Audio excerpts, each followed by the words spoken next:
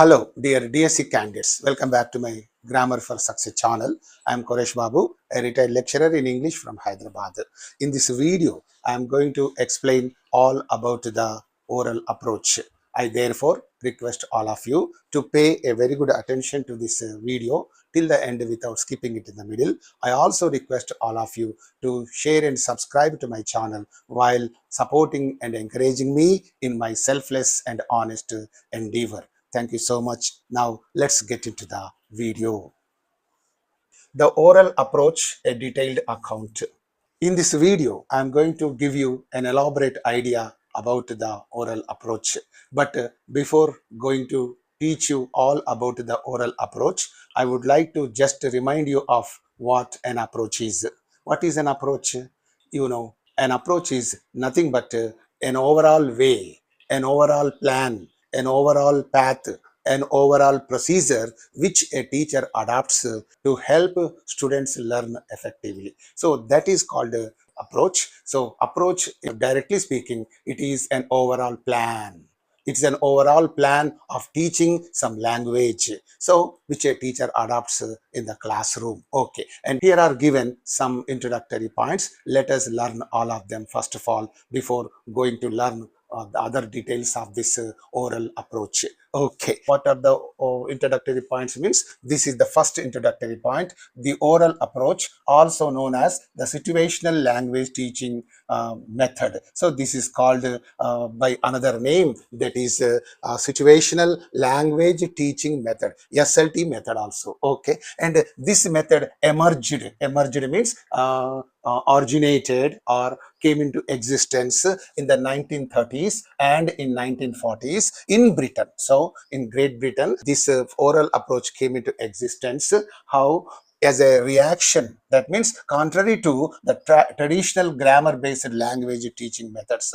So earlier, before 1930s and 1940s, there used to be some traditional grammar-based language teaching methods in practice. So as a reaction to those methods or contrary to those methods, this oral approach came into existence in 1930s and in 1940s in Great Britain, and from Great Britain this method has spread all over the world. Okay, and this is the point you learn here, and you go to the next point. It emphasizes spoken language. So this oral approach gives top priority only to the spoken language. Spoken language means spoken skills. Okay, and systematic grammar instruction. So this approach also gives top priority to what systematic grammar teaching, systematic grammar instruction, and contextualized learning. This approach also gives priority to the learning that is based on the contexts. Okay, that is based on the context. Therefore, it is called contextualized learning. Okay, this is the second point about this oral approach. Third important point is this approach was significantly influenced by applied linguists such as Harold Palmer and A.S. Hornby. Please keep these two names in your mind, and these are the two applied linguists. Applied linguists means practical linguists. Linguists means you know very well, one who specializes in the linguistics. Linguistics means, again, you know very well, the study of a language. These two persons influenced this approach.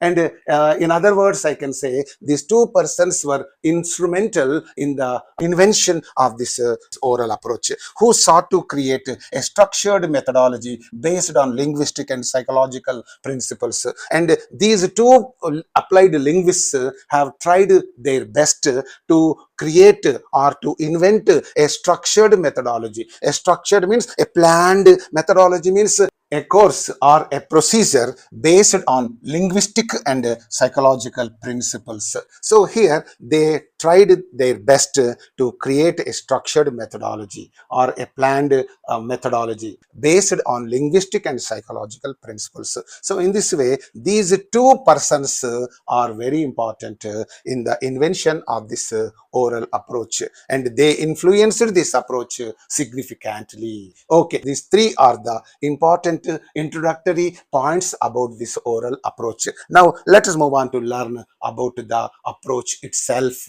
Okay, Key features of the oral approach. What are the important features of this oral approach? What are the important characteristics of this oral approach means? Here are given some 7 or 8 characteristic features of this oral approach. You look at the first feature of this approach, emphasis on spoken language.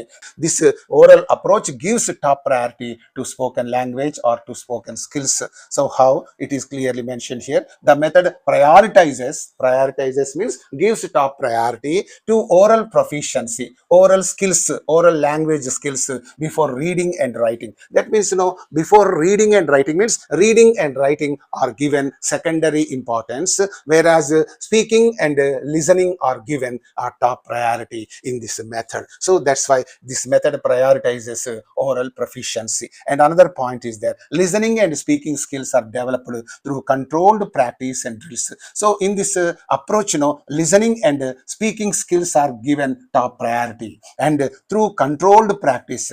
Controlled means limited practice, okay, limited practice and limited drills, not exhaustive practice and exhaustive drills, but through controlled practice, limited practice and limited drills, this method gives top priority to listening and speaking skills. So in this way, the first feature of this oral approach is that it gives top priority to spoken language. And you go to the next feature of this approach, situational context. Situational context means what? Language is taught through meaningful situations. So in this approach, the language, the target language, whatever may be the target language. So the target language is taught through meaningful situations. Okay, meaningful situations means circumstances. Okay, post office situation is there, classroom situation is there, police station situation is there, railway station, bus stand, market. There are so many situations. So this language is taught through meaningful situations rather than abstract grammatical rules.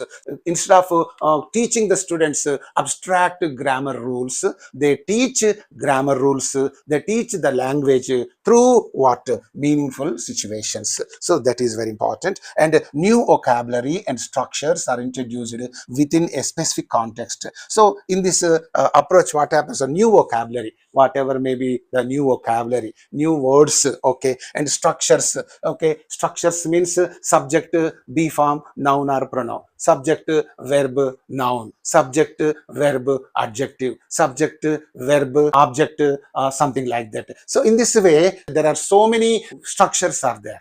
So they are very important. If you learn those structures, what happens? You can improve your English language. That is our target language. You must go through the structures. There is a book called Structures, written by A.S. Hornby. Please, you buy that book and go through that book. It will be of great use to you if at all you want to improve your English language. So here you pay attention. New vocabulary and structures are introduced within a specific context. So the new vocabulary and structures are taught according to the specific context. For example, classroom is there. In the classroom context, what kind of vocabulary is used, or what kind of structures are used?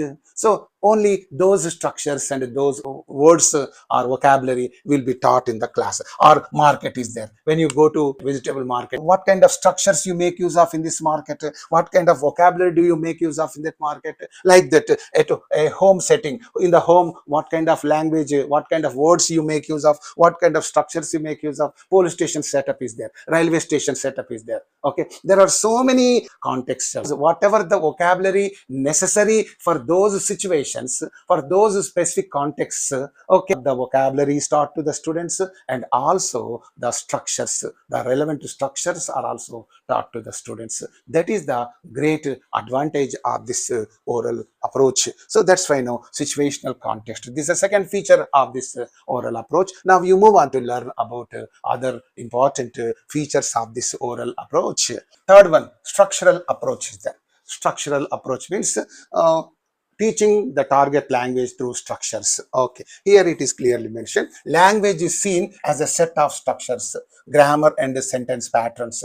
So structures, you can also call them sentence patterns. So they are very, very important. So language is seen as a set of structures, means this English language can be learnt through a set of structures. If you can learn some specific, some limited structures, okay, or verb patterns, what happens, you can improve your English language tremendously and considerably. Okay, and that must be mastered systematically. You must take the structures or verb patterns every day 2 verb patterns, and you try to master them in a systematic way. So then what happens now? You can improve your English wonderfully well. Okay, and here you pay attention. Each lesson builds on previous knowledge. Okay, progressing from simple to complex structures. So each lesson builds on previous knowledge. That means, in the first lesson, some structures, some vocabulary is taught. Okay, and in the second lesson, depending on the first lesson, the exercises, structures, verb patterns will be taken up. In the third lesson, what happens now? Depending on the second lesson, in the third lesson, some structures, some vocabulary items are taken up. So in this way, each lesson builds on previous knowledge. Each lesson depends on the previous knowledge, progressing from simple to complex. That means, from simple to complex. This is all important. In the first lesson, there will be simple structures. In the second, a little bit difficult, and third, little bit more difficult. Fourth, fifth, sixth, take for granted there are 10 chapters or 10 lessons. So the difficulty range will be increasing little by little, little by little, little by little. And when you reach the 10th lesson, what happens now? The difficulty will be very high, and you can easily manage with that difficulty level also. So in this way, the difficult things are not taught at the beginning only. The difficult things are taught, first light things, easy things, then a little bit slowly, gradually the difficulty level will increase, and at the end, the more difficulty level things will be taught to the students. So in this way, each lesson builds on the previous knowledge, progressing from simple to complex. This is yet another important feature. And here you move on to the next important feature of this approach: drill based learning. Drill based means some drilling is done. In every class, some drilling is done. So in the target language, drills and pattern practice help reinforce grammatical structures. So here, this is very important. Only through drills only, regular practice only, pattern practice, drills, through these two things only, you can pick up that target language very easily. How? Here you pay attention. Substitution. Substitution means in the sentence you have to keep on substituting new words every time. So it is called substitution tables. Repetition. What the teacher says something, you have to repeat that. Okay, that's called repetition. Transformation. The teacher gives some sentence, you have to change it into another sentence. That's called transformation drills. So in this way, substitution drills will be there, repetition drills will be there, transformation drills will be there, and all are commonly used. And all these drills are just made common to the students, and therefore the students can learn all of them very easily. Okay, right. And this is yet another important feature of this oral approach. Now you move on to learn about the remaining features of this approach. Fifth one, inductive grammar learning. So inductive means, you know very well, deductive method of teaching grammar, inductive method of teaching grammar. And about these two methods, I have already explained to you, and you know that very well. You have some idea about this inductive grammar. Inductive means first examples are given, then the students are asked to find out the rule or discover the rule from those examples. That method is called inductive grammar learning. Okay, and here you pay attention. Instead of explaining rules directly, that means instead of teaching grammar directly, teachers provide examples and students infer the rules themselves. First of all, the teachers give them some examples, and from those examples, observing those examples, the students are advised or instructed to guess or to infer the rule. Okay, that is the point. Okay, and that is a very good approach. This is the way, this is the style of teaching grammar in this oral approach. Okay, and here controlled vocabulary. Controlled means what? Limited vocabulary or selected vocabulary. And thousands and thousands of words are there in the English language. You cannot learn all of them, because whatever is necessary for you, that vocabulary only you have to learn by heart. And all the remaining vocabulary, for example, vocabulary pertaining to law, vocabulary pertaining to science, vocabulary pertaining to mathematics, that is not important for you, because in the everyday life you need only some vocabulary, and if you learn that vocabulary, that is more than enough. And that is why this controlled vocabulary is taught in this oral approach. Okay, and only essential vocabulary. Controlled vocabulary means selected vocabulary or essential vocabulary is introduced at each stage to prevent cognitive overload. Cognitive overload means to prevent the burden on this mind, okay, on the working of this mind. Because if you make the students learn more things, what happens there will be a lot of burden on this mind. Okay, that's why to prevent that burden overload, if you give them more vocabulary, what happens the students cannot learn all of them, because it becomes a big problem for them to learn. Why? Because it becomes a kind of overload on the mental ability, because the kids are very small and their memory and their mind, the working of their mind will be limited and restricted and all that, so they cannot learn a huge vocabulary. If you give them 100 words per day, how can they memorize all of them? It's not possible. Just you give them 10 words or 20 words or 25 words per day, that's enough. But if you give them more than that, it will be a big burden on their mental abilities. And therefore, here only essential vocabulary is taught at each stage in order to prevent cognitive overload, mental overload. Okay, that load that gives trouble to the mental ability, that is called cognitive overload. Right, and you move on to the next one. New words are taught in relation to known words and structures, and new words are taught only in relation to already known words. Already you know some words, and these new words are taught that are in relation to words. For example, happy is there. New word is there, unhappy. And another new word is there, happiness. Another new word is there, unhappiness. Another word is there, happily. From happy, unhappy, happiness, unhappiness, happily, unhappily. See, from one word, many words have come out, and these are all the related words to this word. And in this way, there are so many words.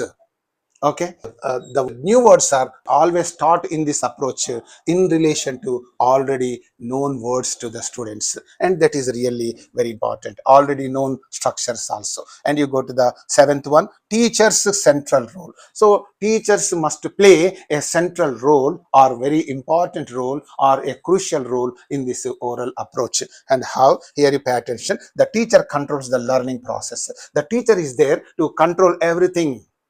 The teacher is there to monitor what learning process, guiding students through structured activities. Every time the teacher will be there guiding the students. Therefore, the teacher is expected to be thorough in all the vocabulary, in all the structures or their patterns. So whenever the teacher is proficient in teaching that target language, and all the students can learn various vocabulary and various structures and all that. So that will be really very advantageous to the students if at all the teacher is proficient in the target language. Okay, another point is there, language input is carefully planned and mistakes are corrected immediately. So language input is carefully planned. So language is taught to the students very carefully, first point, and mistakes are corrected immediately. If at all the students make mistakes, the mistakes are corrected by the teacher on the spot, then and there itself. And then what happens, the students will never make mistakes again. That is the advantage of this approach. So these are all the important features of this oral approach. Next aspect is teaching techniques in the oral approach. What are the teaching techniques adapted by the teachers in this oral approach means? Let us learn all of them here. Situational presentation. So the teachers are expected to present the things according to the situation. Okay, and how here you look at the point. The teacher introduces a new language through real life situations. So the teacher introduces a new language. New language means new vocabulary, new structures or new verb patterns through real life situations. Real life means occurring in reality. So real life situations means the situations that happen in the everyday life. Using pictures, the teacher introduces new language through pictures, through gestures. Gestures means signs and all that, through objects. So that is the first teaching technique adopted by the teachers in this oral approach. And you go to the next one. Choral repetition. Choral repetition means, choral means chorus. Chorus means what? All the children will be saying something with one voice. That's called choral. This word comes from chorus. Chorus, you know very well. Chorus means singing the song together. That's called chorus, you know. So choral repetition means repetition of the things by all the students of the class that is there. So here you pay attention. The whole class repeats words and sentences together to reinforce pronunciation and structure. So in order to learn the correct pronunciation, and in order to learn the correct structure, what happens? The teachers make the students repeat words and sentences. And this practice can be found in our classes also. This kind of repetition drills were there even when I was in my primary school, high school, middle school, and all that. Okay. And even when I was teaching my intermediate students, and I used to make them repeat the summary after me. So that was the thing, because the students were all from the countryside, and the countryside students do not have correct pronunciation and all that. Therefore, I taught them the correct pronunciation in that way, okay, through repetition. Okay, that's it. So the whole class repeats words and sentences. Repeating the words, repeating the sentences together is very important, and through this repetition, the students can learn correct pronunciation and correct structure also. Right? You go to the next teaching technique, question answer drills. This is a very interesting technique, okay, adopted by the teachers. The teacher asks questions and the students respond using the target structure.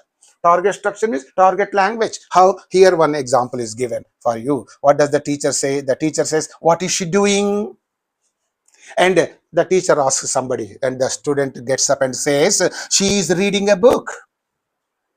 And she asks some other student, what is she doing? She is knitting a sweater.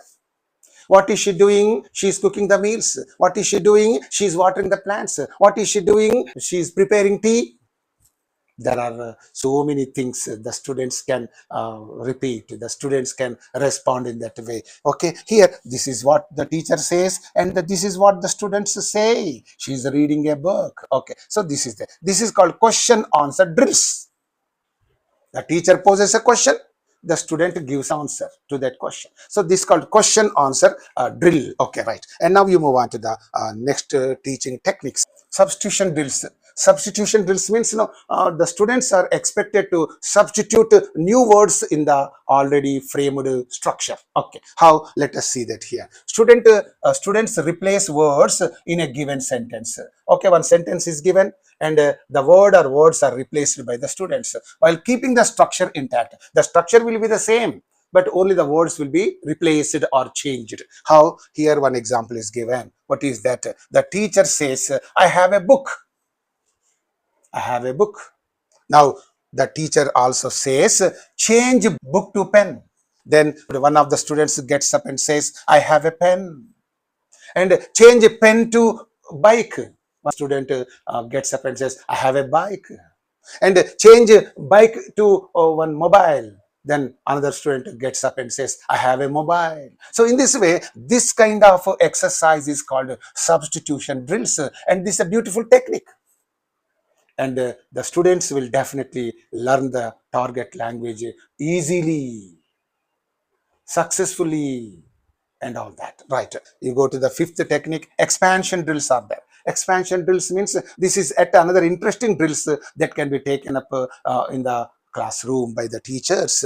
Okay, expansion drills. Students gradually add elements to a sentence. So one sentence is given by the teacher and the students keep on expanding that sentence. Okay, right. How one example is given here. What is that? Teacher says she is reading.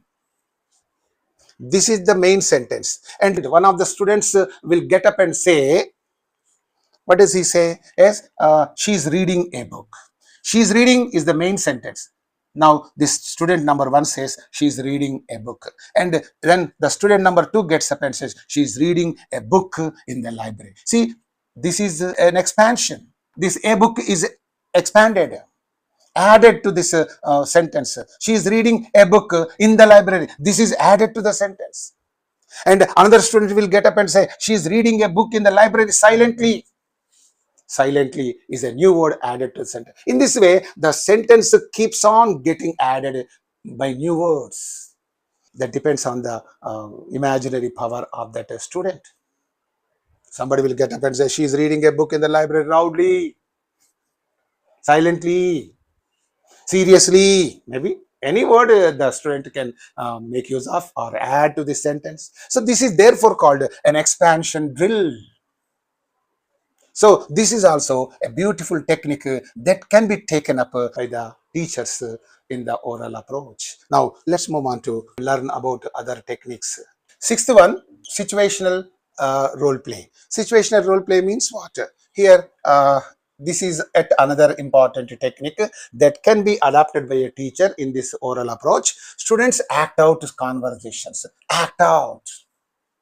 They enact the conversation in real world situations, in real world context. Some hotel context is there, some railway station context is there, some reservation counter context is there, some police station context, some vegetable market context. So there can be different contexts, real world contexts. So here what happens now, the students will act out that conversation that takes place in that real world context. How? Here you pay attention. Example, a student might pretend to be a shopkeeper. Shopkeeper context is also there. One student acts out the role of a shopkeeper and another student acts out the role of a customer. So the conversation that takes place between the shopkeeper and the customer. So this kind, some conversation will go on between the shopkeeper and the customer. So this is a beautiful context, situational context. Situational context. This is also a beautiful technique that a clever teacher can adopt in this oral approach. Okay. Now we are going to learn about the strengths of the oral approach. Strengths means advantages of this oral approach. What are the advantages of this oral approach? Tick mark is given. Develops fluency. It's a beautiful advantage. Pronunciation, beautiful advantage. I need not explain this point. This oral approach improves the fluency and pronunciation of the students. Okay, and emphasizing spoken language helps learners speak naturally. So therefore what happens now in this oral approach, the students can learn the things naturally because everything is taught through situational context. Vocabulary is taught through situational context. Structures are taught through situational context. What not? Everything is taught through situational context, and therefore they can learn that target language quite naturally. Right. Encourages active participation. This approach is really beneficial to the students because in this approach, the students can have active participation. All the students, all the children can participate in the classroom activities very vigorously, very actively, very enthusiastically. So that's really very wonderful. Encourages active participation, and here students engage in listening, speaking and role playing activities. So in this approach, what happens now, the students will get engaged in listening to the aspects, speaking the things and role playing activities. All these things will take place in this oral approach, and therefore they participate in all these activities very enthusiastically, very vigorously and all that. Now you move on to learn about other strengths of this oral approach. Provides a clear structure. So In this oral approach, the students are provided with clear structures and clear verb patterns. Okay, here a pattern. Lessons follow a systematic sequence. Lessons are not taught in a hodgepodge manner, but they are taught in a systematic sequence, reducing confusion. First, this thing should be taught. Next, this one. Next, this one. So the syllabus is also beautifully planned, avoiding all confusion, all problems. Okay, with some syllabus, there will be a lot of confusion. What to learn and what not to learn. There will be a lot of confusion with a certain syllabi. But here, everything is taught in a systematic way, and therefore the syllabus is also planned and arranged and prescribed in a systematic way, and all that, and reducing confusion. So practical and functional. In this approach, everything goes in a practical way and a functional way. How? Let us see that language is taught in realistic situations. Okay, everything takes place in a practical way. Practical means, in the realistic situations. Okay, in the realistic situations, how do the people behave? For example, the vegetable market is there, or a hotel is there, or a grocery shop is there. Okay, so at these contexts, how do the people behave, how do the people respond and react and all that. So in the same way, in realistic situations, the students are taught that language and making it useful for daily communication. Therefore, the students can learn the same vocabulary, same dialogues, same words, same verb patterns, and therefore they can learn very easily the everyday communication skills, so they can improve their communication skills tremendously and all that.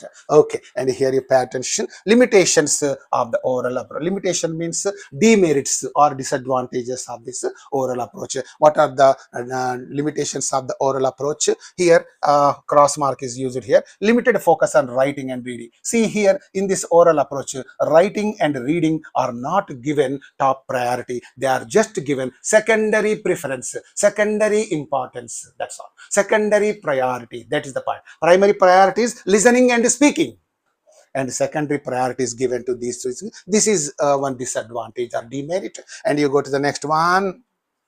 Since speaking, listening are emphasized. In this oral approach, speaking is given top priority, listening is given top priority, whereas reading and writing skills are ignored, or they are given less priority, and they are taught slowly. That means, the students at the beginning, in the initial stages, they learn only these two skills. Only at the later stage only they can learn these two skills, and in that way they can slowly pick up these two skills. That is the point. Okay, you move on to learn about other disadvantages of this oral approach. Rigid and repetitive. So here certain things are rigid and repetitive. What are the things that are rigid and repetitive? The structured drills can become monotonous for students. So here in this approach, what happens now? Some structured drills are there. Some structures are taught to the students, some verb patterns are taught to the students, and those structures are taught repeatedly, and that's why they might become monotonous, or that means vexatious for students. They might become somewhat boring to the students. So that danger is there. It's not a disadvantage at all, but certain students feel monotonous, certain students feel boring and all that. Okay, and you move on to the next disadvantage. Teacher centered, and this oral approach is all teacher centered. Teacher will only control the whole class. Okay, teacher will be guiding the students, teacher will be monitoring the whole class, and that's why this oral approach classroom is called a teacher-centered classroom, right? And here you pay attention. Students have little autonomy, little independence, little freedom in this class. They cannot do whatever they like.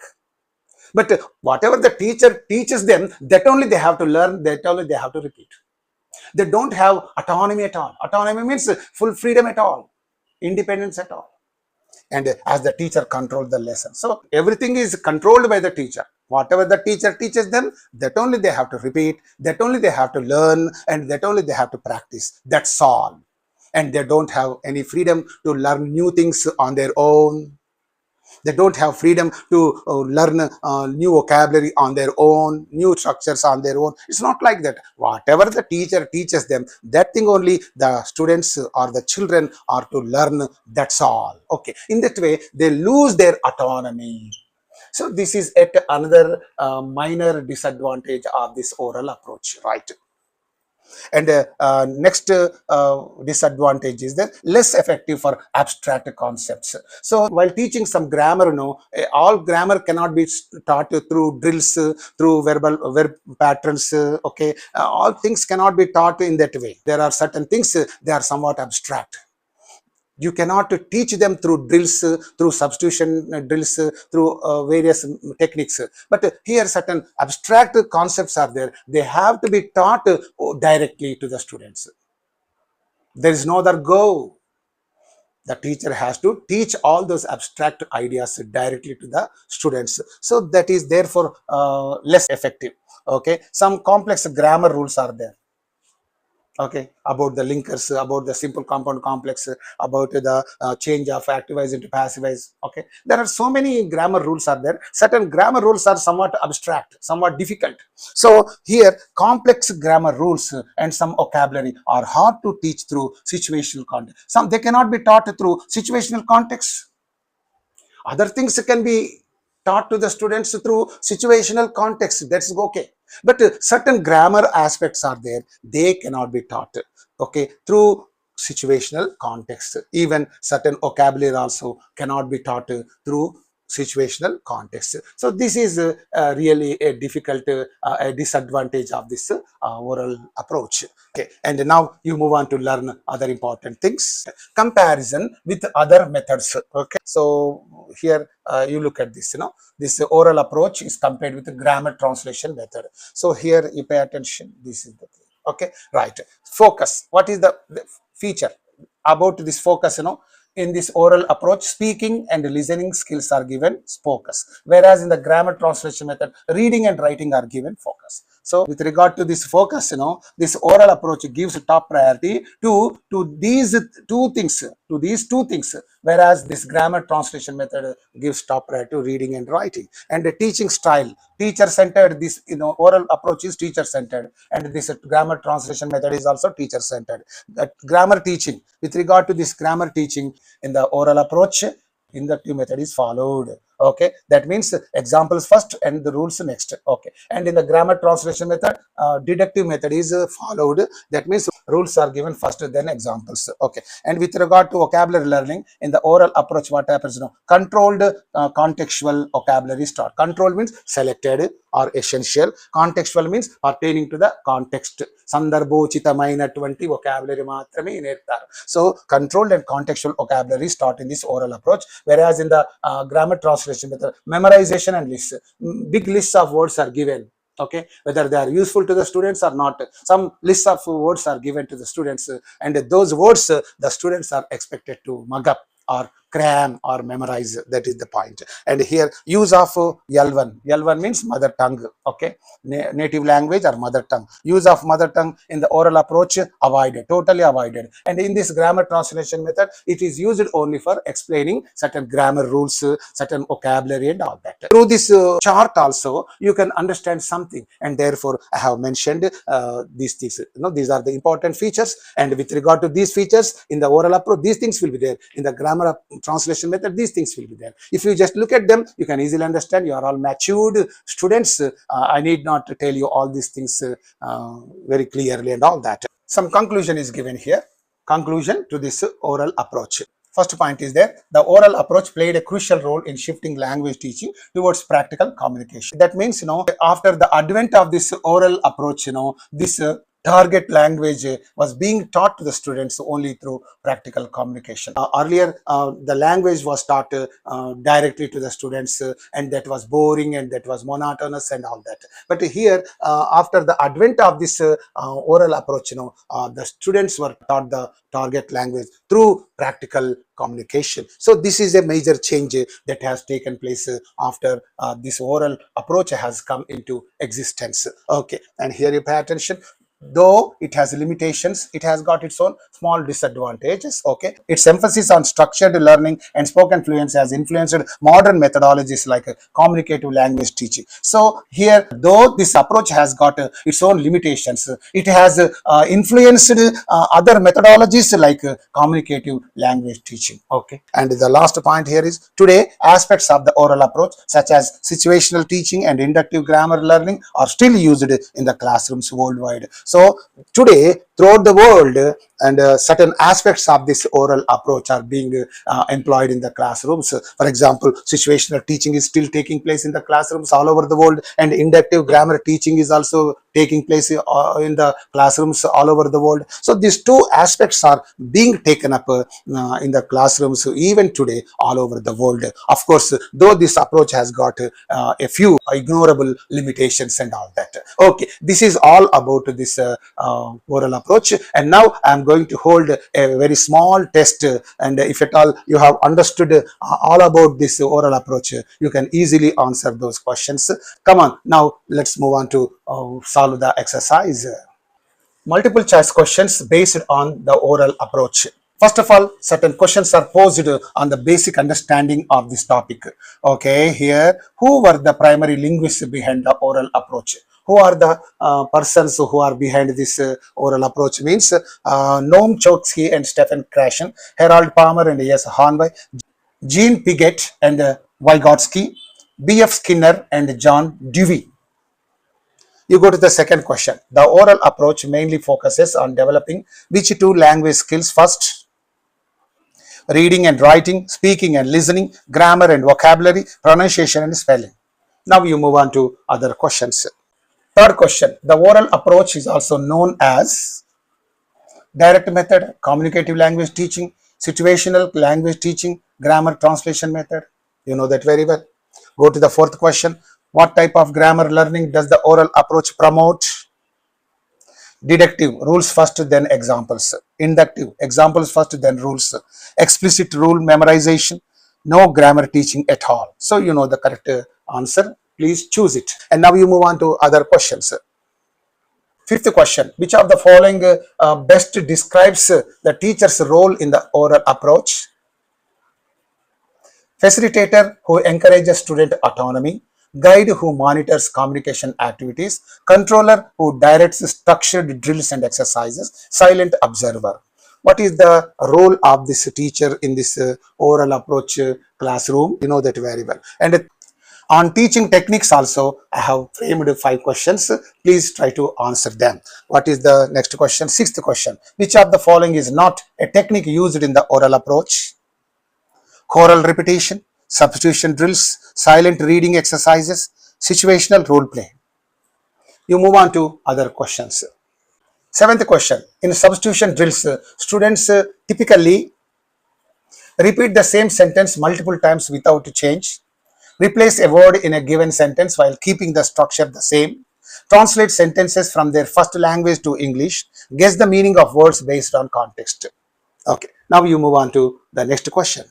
Eighth question. Why are vocabulary items carefully controlled in the oral approach?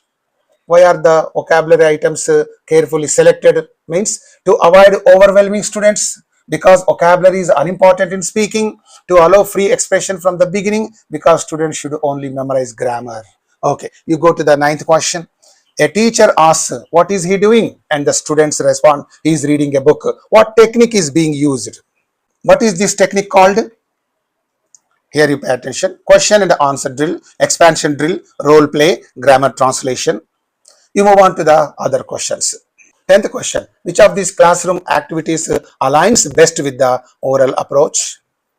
Translating passages from English to the native language, memorizing word lists without context, acting out a shopping conversation using learned phrases, writing an essay on abstract topics. You move on to the next question. Strengths and limitations. On strengths and limitations also, I have framed 5 more questions. Please answer all of them. And here, what is a major strength of the oral approach? You know that very well. It focuses on real life communication and fluency. It emphasizes reading skills over speaking. It allows students to learn grammar through translation. It does not require a teacher. You know that answer very well. You move on to the next question. One criticism of the oral approach is that, what is the one criticism of this oral system means, oral approach is, it focuses too much on reading and writing. It ignores the spoken language completely. It is too rigid and repetitive. It does not involve any drills or practice. What is that specific criticism of this oral approach? It is mentioned here, and okay, choose that as your answer. Right, you move on to other questions. 13th question. In the oral approach, writing is usually taught before speaking, alongside speaking, after students master spoken structures, not taught at all. And you go to the last but one question. What type of learning environment does the oral approach create? Student-centered and flexible, highly structured with a controlled practice, completely unstructured and exploratory, focused only on grammar analysis. Okay, now we move on to the last question. 15th question. The oral approach is best suited for learners who prefer memorization over speaking, who want to develop immediate speaking and listening skills, do not like repetition or drills, prefer to study grammar in isolation. So this is the last question, and with this, the small exercise will come to an end. And now we are going to look at the answers for all these questions. These are the answers for the questions from 1 to 7. These are the answers for the questions from 8 to 15. With this, the small video comes to an end. Thank you so much for watching this video. Hello dear DSC candidates, thank you so much for watching this beautiful video. If you have any problem in understanding any of the things that I have explained in this video, please make a mention of it in the comment section. With another beautiful video that I am going to make on situational approach, I shall be back to you. Until then, bye, see you, all of you, right.